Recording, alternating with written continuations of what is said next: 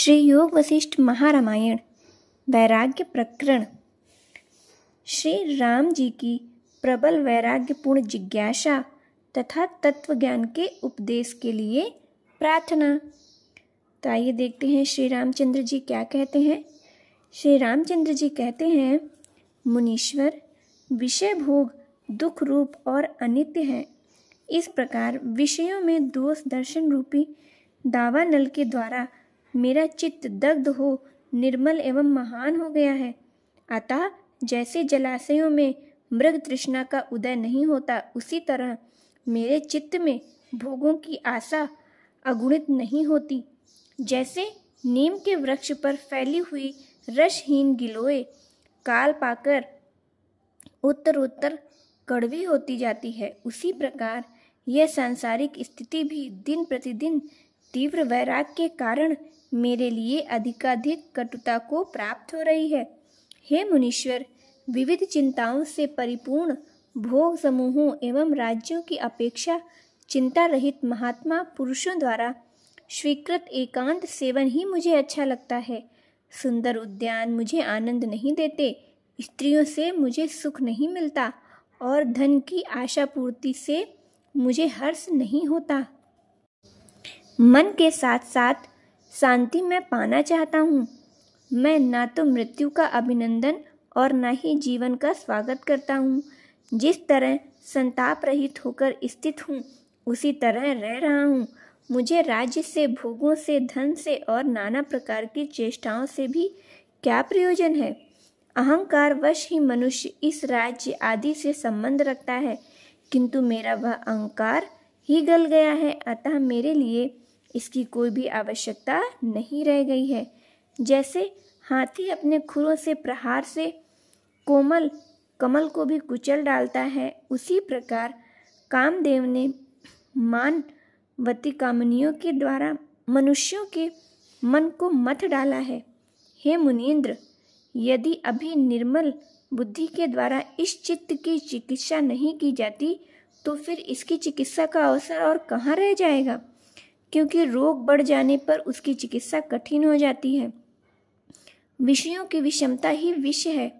लोक प्रसिद्ध विष को वास्तव में विष नहीं कहा जाता, क्योंकि विष एक ही शरीर का, यानी कि जिसके द्वारा उसका सेवन किया जाता है, उसी का नाश करता है। परंतु विषय जन्म जन्मांतरों तक जीव को मौत के मुंह में डालते रहते हैं। सुख दुख, मित्र भाई बंधु, जीवन और मरण, ये सब बंधन के कारण ही हुए हैं। ज्ञानी पुरुष के चित्र को ये नहीं बांध सकते, अज्ञानी के मन को ही ये बांधते हैं। हे ब्राह्मण, आप प्राचीन और अर्वाचीन बातों से जानने वाले महात्माओं में श्रेष्ठ हैं। इसलिए जिस प्रकार मैं शोक, भय और खेद से मुक्त होकर यथार्थ ज्ञान से संपन्न हो जाऊंगा, वैसे ही उपदेश मुझे शीघ्र प्रदान कीजिए। अज्ञान यह भयंकर वन के समान है।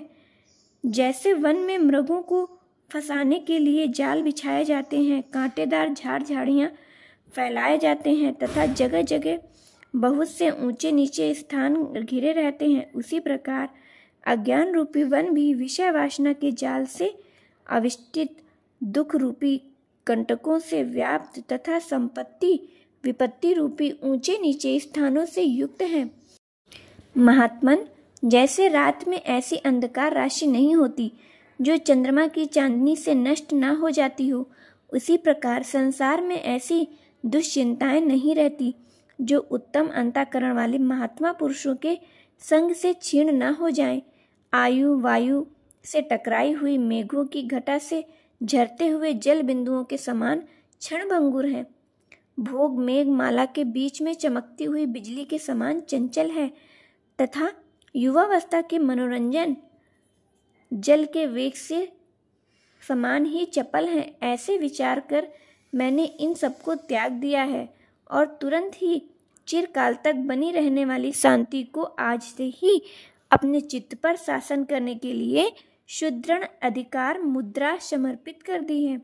जैसे मृग तुक्ष तृणों से लोभ से ठगे जाकर गड्ढों में गिर पड़ते हैं, उसी प्रकार अंतःकरण की वृत्तियां निस्सार विषयों द्वारा ठगी जाती हैं, विक्षोभ रूपी दुखों को भोगने के लिए उनके गहरे गर्त में गिर जाती हैं। जैसे देवता विविध भोग सामग्रियों से परिपूर्ण तथा चतुर्दश भवनों के भीतर विचरण करने वाले अपने शीघ्रगामी विमान का परित्याग नहीं करते, उसी प्रकार विविध भोग वासनाओं से विस्तार को प्राप्त हुआ मनुष्य और समस्त लोकों में बैरोक टोक विचरने वाला मनुष्य यह चंचल चित्त भी कभी चपलता को नहीं छोड़ता।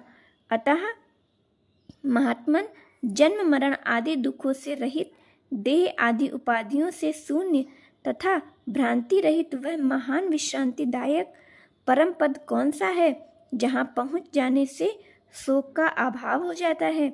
समस्त कर्मों का सुचारू रूप से अनुष्ठान करने वाले तथा सदा लौकिक व्यवहार में ही तत्पर रहने वाले जनक आदि महापुरुष जैसे उत्तम पद को प्राप्त हुए हैं। दूसरों को अधिक मान देने वाले महामुने वह कौन सा उपाय है जिससे संसार रूपी पद का अनेकों अंगों से समर्पण हो जाने पर भी मनुष्य उससे लिप्त नहीं होता।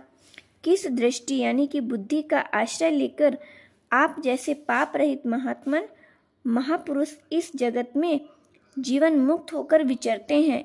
जैसे मोह रूपी मत वाले हाथी ने मथ डाला है, उसी प्रकार जिसके भीतर काम आदि दोषों का कीचड़ भरी पड़ी है, तो वह प्रज्ञा रूपी महान सरोवर किस उपाय से अत्यंत निर्मल हो जाता है। जैसे कमल के पत्ते से जल का लगाव नहीं होता, उसी प्रकार प्रवाह रूप से बने रहने वाले इस संसार में समस्त व्यवहारों का निर्वाह करता हुआ भी मनुष्य बंधन में ना पड़े, इसका क्या उपाय है। संपूर्ण प्राणियों को आत्मा के समान तथा इस समस्त भोग प्रपंच को तिनके के समान समझने वाला और मन की कामादि वृत्तियों का स्पर्श न करने वाला मनुष्य कैसे श्रेष्ठ पद को प्राप्त हो सकता है। जिसने संसार रूपी महासागर को पार कर लिया हो, ऐसा कौन सा महापुरुष है जिसके चरित्र का अनुकरण करने मात्र से मनुष्य कभी दुखी नहीं होता है। वह प्राप्त करने योग्य कल्याण का फल क्या है। इस विषय संसार में यानी कि इसको पार करने के लिए कैसे व्यवहार करना चाहिए। हे प्रभु, मुझे तत्व का कुछ उपदेश दीजिए, जिससे मैं ब्रह्मा जी के द्वारा रचित इस अव्यवस्थित जगत का पूर्वापर समझ सकूं। इस संसार में ग्रहण करने योग्य वस्तु क्या है और त्यागने योग्य वस्तु क्या है, तथा इन दोनों से भिन्न आग्रह एवं दुराग्रह वस्तु क्या है। मनुष्यों का यह चंचल चित्त किस प्रकार पर्वत के समान स्थिर एवं शांत होगा। किस पावन मंत्र से सैकड़ों कलेशों की सृष्टि करने वाला यह दोष युक्त संसार रूपी विषय सूचिका यानी कि जो रोग हैं अनायास ही शांत हो जाएंगे। हे महात्मन, जैसे वन में कुत्ते विभिन्न जंतुओं के अधमरे शरीर को पीड़ित करते रहते हैं, उसी तरह नाना प्रकार के संशय सर्वोत्कृष्ट आनंदमय ब्रह्म पद में आत्यंतिक निष्ठा से रहित पुरुष को सदा कष्ट देते रहते हैं। हे मुनीश्वर, ऐसा क्या उपाय है, क्या गति है, कौन सा चिंतन है, क्या आश्रय है तथा कौन सा साधन है जिसका अवलंबन करने से यह जीवन रूपी वन भविष्य में अमंगलकारी ना हो। हे भगवान, इस पृथ्वी पर स्वर्ग में अथवा देव समाज में कोई भी ऐसी वस्तु नहीं है जिसे तुच्छ होने पर भी आप जैसे परम बुद्धिमान महात्मा रमणीय ना बना दें। यह नश्वर संसार निरंतर दुखों से परिपूर्ण और नीरस है। कृपया यह बताइए कि यह किस उपाय से अज्ञान के निर्वाण पूर्वक परमानंद रूप उत्तम स्वाद से युक्त हो जाता है। हे मुने, यह मन रूपी चंद्रमा काम से कलंकित हो रहा है, इसे किस साधन एवं विधि से धोया जाए कि उससे अत्यंत निर्मल एवं परम आनंदमयी दिव्य चांदनी का उदय हो, जिसे संसार की गति का अनुभव है तथा जिसने निष्काम भाव द्वारा दृष्ट एवं अदृष्ट कर्म फलों का विनाश कर दिया है। ऐसे किन महापुरुषों की भांति हमें इस संसार रूपी वन की गलियों में विचरते हुए समय व्यवहार करना चाहिए। हे प्रभु, किस उपाय का आश्रय लिया जाए जिससे संसार रूपी वन में विचरने वाले जीवों को राग द्वेष रूपी बड़े बड़े दोष तथा भोग समूह एवं ऐश्वर्य रूपी हिंसक जंतु कष्ट ना दे पाए। मुनिश्रेष्ठ, तीनों लोकों में मन की जो मनशालिनी सत्ता है उसे किसी साधन रूप युक्ति के बिना नष्ट नहीं किया जा सकता। अतः आप उस उत्तम युक्ति का परिपूर्ण उपदेश कीजिए तथा जिसका अवलंबन करने से लोक व्यवहार में तत्पर रहने वाला मुझे दुख प्राप्त न हो सके, उस व्यवहार संबंधी उत्तम युक्ति का प्रतिपादन कीजिए। किस उत्तम चित्त वाले महापुरुष ने पहले युक्ति के द्वारा मोह का निवारण किया था? उसने किस प्रकार का कार्य किया था जिससे उनका मन परम पवित्र होकर शांति को प्राप्त हो गया है? हे भगवान, मोह की निवृत्ति के लिए आप जैसा और जो कुछ भी जानते हैं उसका उसी रूप में मुझे उपदेश दीजिए। वह कौन सा साधन है जिसका आश्रय लेने से अनेक श्रेष्ठ पुरुष दुख रहित स्थिति यानी कि कल्याण को प्राप्त हो जाएंगे? श्री वाल्मीकि जी कहते हैं, भरद्वाज, जैसे मोर महान मेघों की घटनाओं से सम्मुख कोकारव करके थक जाते हैं और चुप हो जाते हैं, उसी प्रकार निर्मल चंद्रमा के समान मनोहर एवं महान तत्व विचार के विकसित चित्त वाले श्री रामचंद्र जी वशिष्ठ जी आदि महान गुरुजनों के समक्ष उपयुक्त बातें कहकर चुप हो गए।